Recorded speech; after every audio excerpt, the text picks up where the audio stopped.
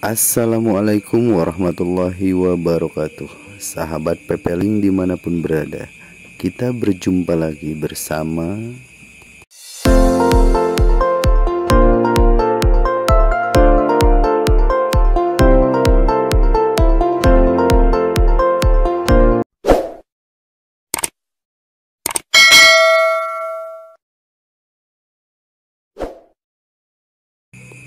ketika bulan sedang purnama. Kita bisa melihat bayangan seorang wanita sedang menenun ditemani oleh seekor kucing. Konon katanya itulah bayangan Nyai Anteh yang sedang memintal benang yang akan digunakan sebagai tangga untuk turun pulang ke bumi. Namun selalu dirusak oleh kucingnya yang bernama Chandra Mawa, sehingga akhirnya sampai kini Nyi Anteh tinggal di bulan, tak bisa pulang ke bumi. Begini lengkap ceritanya. Dahulu kala di istana kerajaan Pakuan ada dua orang gadis cantik jelita yang sehari-hari selalu rukun dan akur. Mereka adalah Putri Endahwarni, calon pewaris tahta kerajaan Pakuan, dan Anteh, dayang pribadi Putri Endahwarni. Anteh adalah anak dari Nyai Dadap, seorang dayang kesayangan permaisuri. Ia meninggal saat melahirkan Anteh. Oleh karena itu, Anteh kemudian dibesarkan bersama Putri Endahwarni yang saat itu masih bayi. Sampai keduanya beranjak dewasa, Putri Endahwarni dan Anteh semakin akrab, walaupun memiliki status yang berbeda. Sang putri sudah menganggap Anteh sebagai adik sendiri. Namun demikian, di dalam hatinya ada rasa cemburu karena Anteh memiliki wajah yang lebih cantik darinya. Alkisah, pada suatu hari, Ratu memanggil Putri Endahwarni dan berpesan bahwa kelak dirinya akan mewarisi tahta kerajaan Pakuan dari ayahnya. Tapi syaratnya, Putri Endahwarni harus sudah punya pendamping hidup. Karena itu, putri akan dijodohkan dengan Pangeran Anantakesuma, putra adipati dari Kadipaten Wetan. Ratu juga memberi tugas kepada Anteh untuk melayani segala kebutuhan Putri Endahwarni. Keputusan sang ibunda itu tentu saja membuat hati Putri Endahwarni menjadi resah dan gelisah. Hatinya menjadi was-was, ada kekhawatiran dalam dirinya kalau-kalau Pangeran Anantakesuma tidak mencintai dirinya. Begitu juga sebaliknya, belum tentu dia bisa mencintai sang pangeran yang akan dijodohkan dengan dirinya. Di suatu pagi ceria, Anteh bersenandung ria di taman bunga istana, sembari mengumpulkan bunga-bunga yang akan digunakan untuk menghias sanggul Putri Endahwarni. Suaranya yang merdu terdengar sampai keluar tembok istana. Pada saat itu, ada seorang pemuda gagah dan tampan sedang melintas di balik tembok istana. Tak lain dia adalah Pangeran Anantakesuma. Dia terpesona dan tertarik untuk mengetahui siapakah sang pemilik suara merdu itu. Dengan kesaktiannya, dia melompat tembok istana, kemudian bersembunyi di balik pohon. Tampak olehnya seorang gadis cantik sedang memetik bunga. Hatinya bergetar. Api asmaranya langsung membakar isi dada. Maka muncullah rasa cintanya kepada gadis pemetik bunga itu. Ia berpikir dan mengira, apakah gadis di hadapannya ini adalah Putri Endahwarni. Anteh pun terkejut ketika menyadari ada seorang pemuda yang tak dikenalnya berada di taman istana Pakuan. "Siapakah Tuan? Mengapa Tuan ada di taman istana?"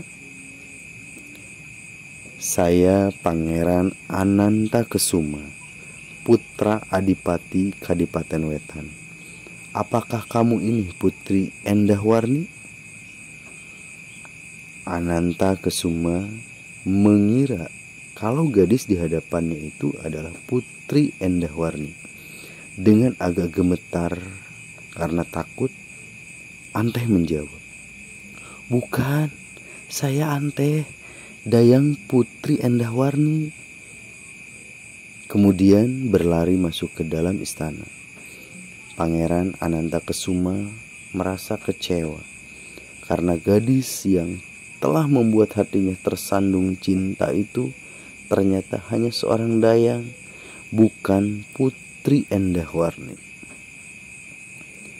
Beberapa hari kemudian, Adipati Kadipaten Wetan datang bersama anaknya Anantakesuma untuk melamar Putri Endahwarni secara resmi. Raja dan ratu menjamu tamunya dengan sukacita. Putri Endahwarni juga tampak senang sekali melihat calon suaminya yang ternyata sangat gagah dan tampan. Lain halnya dengan Anantakesuma yang terlihat tidak semangat. Dia kecewa karena ternyata bukan gadis impiannya yang akan dinikahinya. Saat perjamuan tiba, Anteh dan beberapa dayang istana lainnya masuk ke ruangan dengan membawa nampan berisi minuman dan hidangan. Pangeran Anantakesuma tersentak kaget ketika melihat Anteh, sang gadis yang dicintainya kini ada di hadapannya. Cara Pangeran Anantakesuma memandang Anteh tidak luput dari perhatian Putri Endahwarni. Hatinya langsung terbakar api cemburu. Mengertilah kalau Pangeran Anantakesuma, calon suaminya, sudah jatuh cinta kepada Anteh, bukan kepada dirinya. Saat itu juga ia sangat marah kepada Anteh. Setelah perjamuan selesai dan Putri kembali ke kamarnya, Anteh dipanggil agar segera menghadap untuk menemui Putri Endahwarni. Di dalam kamar, Putri Endahwarni langsung menumpahkan kemarahannya kepada Anteh yang tentu saja membuat Anteh kebingungan.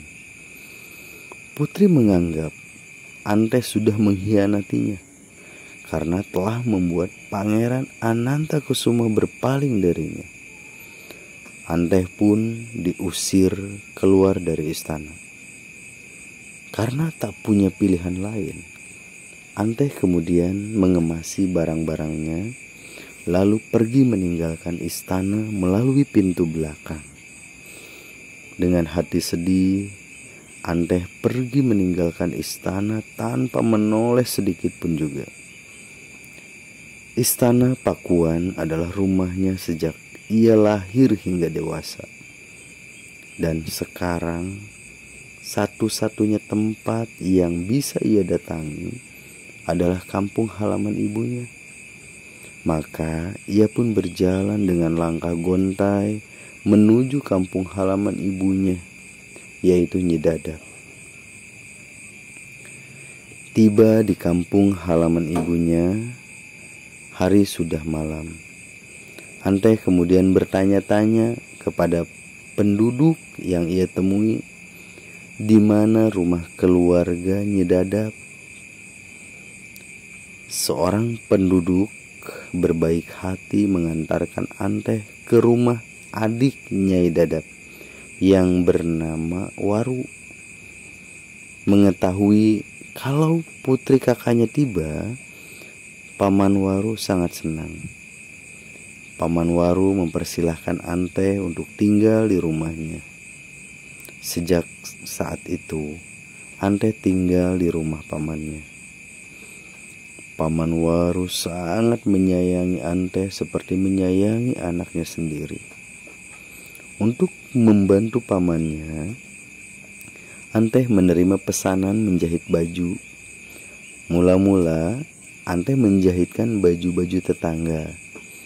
Karena hasil jahitannya bagus, orang-orang di desa yang jauh pun ikut menjahitkan baju kepada Anteh, sehingga ia dan keluarga pamannya bisa hidup cukup dari hasilnya menjahit.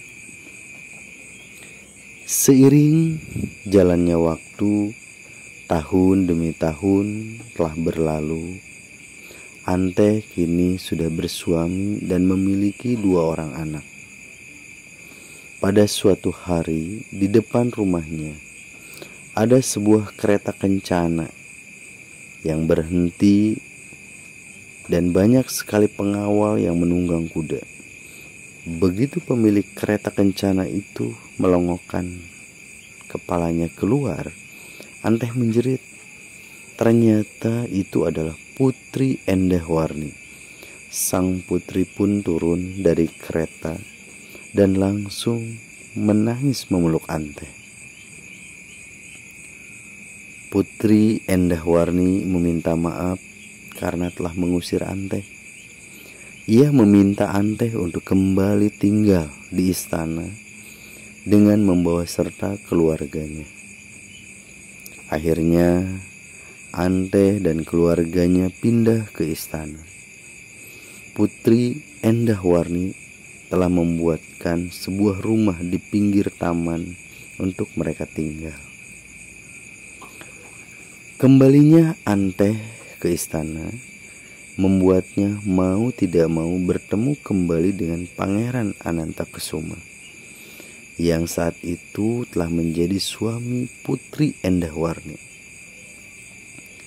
Pangeran Anantakesuma ternyata tidak pernah melupakan gadis impiannya. Kembalinya Anteh ke istana Pakuan membuatnya cintanya yang selama ini terpendam menjadi mekar kembali.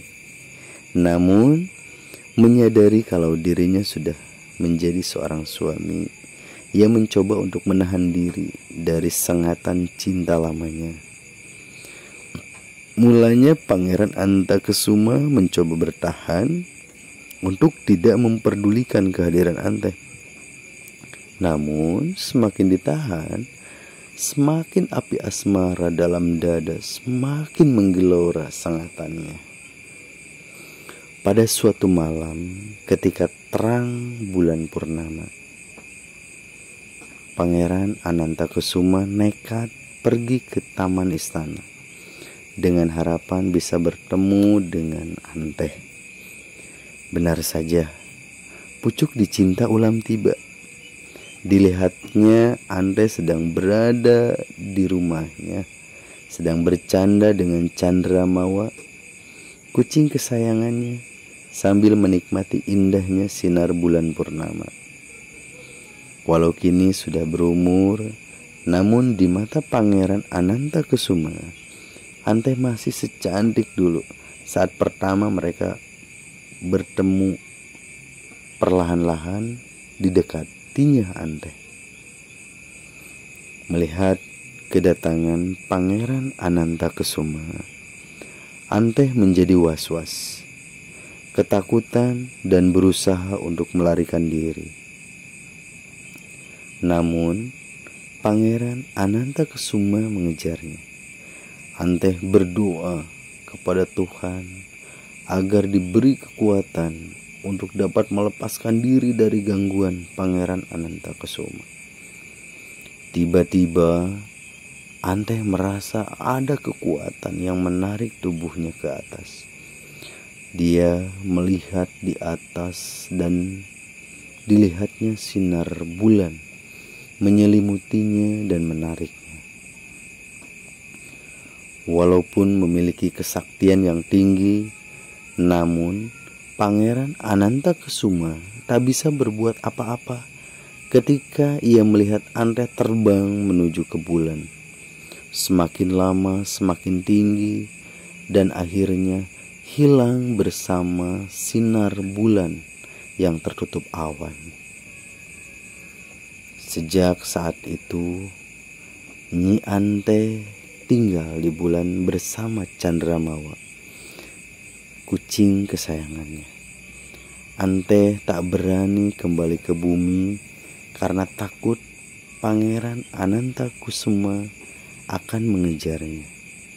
Namun rasa rindunya kepada keluarga membuat Ante ingin pulang. Ante lalu menenun kain untuk dijadikan tangga pulang. Turun ke bumi, tapi sayang, Candramawa, kucing kesayangannya, selalu merusak tenunannya. Akibatnya, hingga kini Ante tinggal di bulan dan tak pernah kembali lagi ke bumi. Nah, sampai di sini dulu rekan-rekan pepeling ceritanya Nyi Ante yang menjadi penghuni bulan.